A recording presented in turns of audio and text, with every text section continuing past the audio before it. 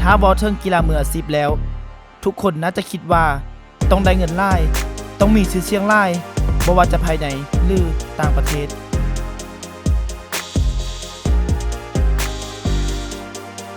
มื้อนี้ข้าพเจ้าจะพาท่านไปฮู้จักดีเศร้าลาวซึ่งเป็นนักมวยคิกบ็อกซิ่งหญิงที่ทุ่มเททั้งชีวิตและจิตใจให้กับการฝึกซ้อมมวยบ็อกซิ่งครั้งนี้ดีเศร้าลาวก็มีความหวังบ่ต่างหยังกับนักกีฬาทั่วๆไปที่หวังอยากก้าวขึ้นสู่ระดับโลกดีเศร้าลาวแม่นชื่อไสญาในวงการนักมวยนางสาวดาวมายุรีจันทิราชเกิดเมื่อวันที่19เดือน11ปี1998ที่บ้านท่าแขกเมืองหาดไซฟองนครหลวงเวียงจันทน์ปัจจุบันสังกัดอยู่ค่ายมวยซาฟายิมดีเป็นลูกสาวหล้าของครอบครัวตอนเรียนอยู่มัธยมตอนปลายดีมักจะติดลิ้นโทรศัพท์หลายเมื่อเป็นดังนั้นอายเคยก็คือครูฝึกของดีเห็นท่าบ่ดีที่ดีเป็นเด็กน้อยแบบนี้ซาฟาที่เป็นครูฝึกได้ลองให้ดีหันมาลองลิ้นกีฬาหลังจากที่ฝึกฝนมาพอสมควรดีจึงเกิดมักฮักในกีฬานี้หลายเพิ่มขึ้นจึงเฮ็ดให้มีการฝึกซ้อมมาโดยตลอดครูฝึกเป็นคนประเทศนอร์เวย์อาศัยอยู่ประเทศลาวได้12ปีแล้วซาฟาเป็นอาจารย์สอนกีฬาเทควันโดและสอนศิลปะป้องกันตัวมาก่อนอยู่ที่ต่างประเทศปั้นเป็นทำอิฐแบบบริคิดสิไปทางนักมวยแต่ว่าเราเป็นน้องเคยอันนี้น้อยแล้วจะลงติดโทรศัพท์แล้วค่อยคงมันมีอนาคตนำโทรศัพท์ติดเกมติดแชทแล้วค่อยบอกเรามาลองบุกคิกบ็อกซิ่งบางทีเจ้ามาเบิ่งโอ้เรามีบนสวรรค์และปัจจุบันได้ตั้งค่ายมวยของตนเองที่มีชื่อว่าซาฟายิม7 ปีที่ผ่านมาค่ายมวยซาฟายิมได้เปิดให้บริการเยาวชนทั่วไปเขามาฝึกซ้อมและสร้างให้เป็นนักกีฬามืออาชีพดีได้เอาใจใช้ในการฝึกซ้อมครั้งนี้หลายเศร้าดีต้องได้ห่างจากครอบครัวมานอนอยู่ยิมเพื่อฝึกซ้อมให้ตรงเวลาทุกๆมื้อการซ้อมจะแตกต่างกันไปแล้วแต่โค้ชจะจัดวางให้ดีเป็นผู้หญิงคนเดียวที่อยู่ในค่ายฉะนั้นต้องได้ฝึกฝนกับผู้ชายทุกๆมื้อเช้าดีต้องได้ตื่นแต่5 โมงเช้าหลังจากที่ซ้อมมวยสำเร็จแล้วเช้าดีต้องได้กินโปรตีนตามที่โค้ชแนะนำ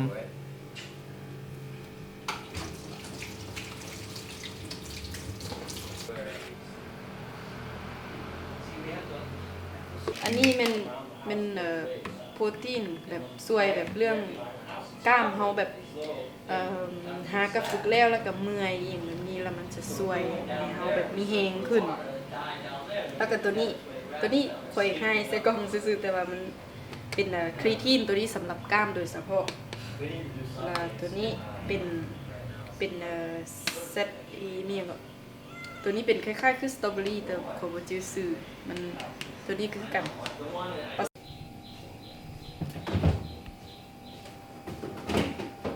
ถ้าบ่กินก็แบบคือกันต้องใส่ใจสุขภาพเป็นพิเศษมันแม่นเพราะว่าพวกนี้มันเสียแบบไขมันเสีย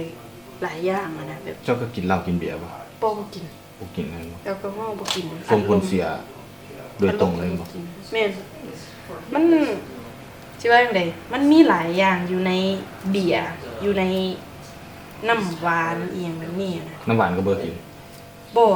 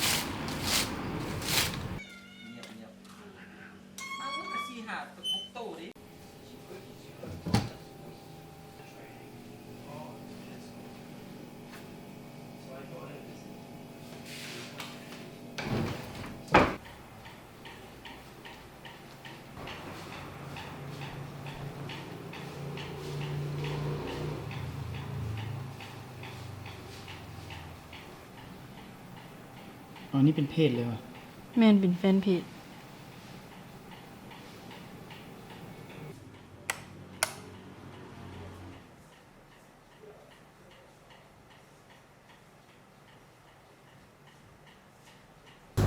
นอนพักผ่อนแล้วก็ตื่นขึ้นมื้อสวย12 โมงแล้วก็กินข้าวอีกแล้วก็เตรียมพร้อมที่จะฝึก3 โมงหรือ 4 โมงแล้วแต่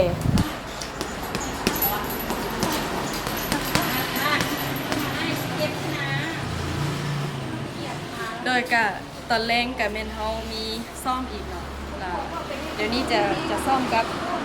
หมู่ๆอยู่ในค่ายมวยเนาะแล้วก็มีเด็กน้อยแล้วก็มีผู้ใหญ่แต่ละรุ่นมาเบิ่งว่าเฮาสิซ่อมแนวใดสำหรับตอนแรก เข้ามาซ้อมกับเยาวชนดีใจหลายที่ได้ฝึกซ้อมให้กับเยาวชนรุ่นน้อย ที่สนใจกีฬาประเภทนี้ และซ่อนทักษะต่างๆ ให้กับมวยรุ่นน้องนำอีก ส่วนตารางการฝึกซ้อมของดีแมนวันจันทร์5 วันเสาร์จะฝึกซ้อมแต่เพียงตอนเช้าเท่านั้น ส่วนตอนแรกแม่นพักผ่อนตามอัธยาศัยและวันอาทิตย์ก็บ่มีการฝึกซ้อม ข่อยคิดว่าความคิดของข่อยเนาะผู้หญิงกับผู้ชายนี่มีสิทธิ์เท่าเทียมกัน เพราะว่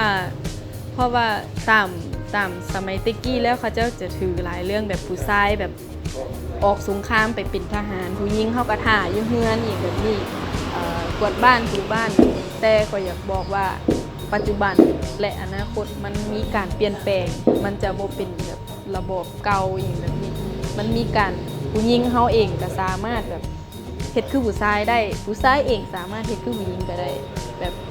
มันมีการเปลี่ยนแปลงไปแล้ว ดีเป็นนักมวยในครั้งนี้เฮ็ดให้ดีมีชื่อเสียง ภายในและต่างประเทศอย่างล่วงลาย เป็นที่รู้จักและสร้างชื่อเสียงให้กับประเทศชาติมาโดยตลอด ดีเศร้าลาวยังเป็นนักมวยสมัครลิ้นทางขาย ดีเศร้าลาวได้บอกว่าการที่เรามาเป็นนักมวยในที่นี้แม่นบ่ได้เงินเดือนเลย แต่ได้เงินจากตามของฝึกที่มอบให้ดีจึงเฮ็ดหน้าที่ของตนให้ดีที่สุดเก็บเงินให้ตนใช้ในการแข่งขันในต่างประเทศแต่ละบอนและในปัจจุบันมีแต่เพียงบริษัท Gas and Win ที่ได้ให้การสนับสนุนชาวดีในการใช้จ่ายในชีวิตประจำวันและค่าใช้จ่ายในเวลาที่ดีได้ออกไปนอกต่างประเทศ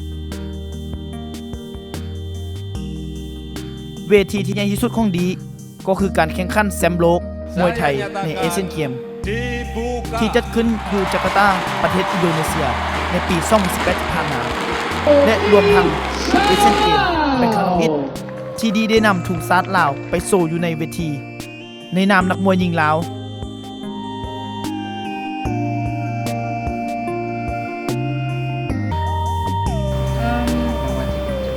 อันนี้เป็นเหรียญซิงแซมทั่วประเทศมวยสากลเป็นงานแบบสหพันธ์มวยสากลแห่งชาติลาวที่เพิ่งจัดขึ้นแล้วก็อันนี้เป็นเหรียญสิงคโปร์ไปแข่งคิกบ็อกซิ่งสมัครเล่นอยู่สิงคโปร์มันได้เหรียญเงินและตัวนี้ล่าสุดเป็นซิงแซมโลกมวยไทย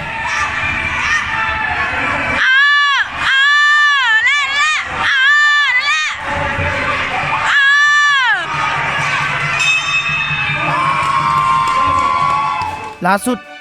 ในวันที่ 15 มีนาปี 2019 ที่ผ่านมาดีเศร้าลาวได้ไปร่วมแข่งขันที่ประเทศไทยในรายการ Pro AM Championship World MTBA จัดขึ้นอยู่ที่นครราชสีมาประเทศไทย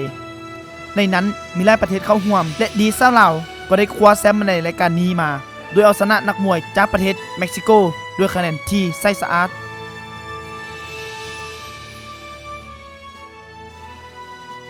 ค่อยบ่ได้คิดเลยว่าจะได้เงินหลายหรือน้อยเพราะค่อยเชื่อว่าถ้าเฮาเฮ็ดดีมือหนึ่งเงินก็จะตามมาหาเฮาเองชีวิตนักมวยพันธุ์ดี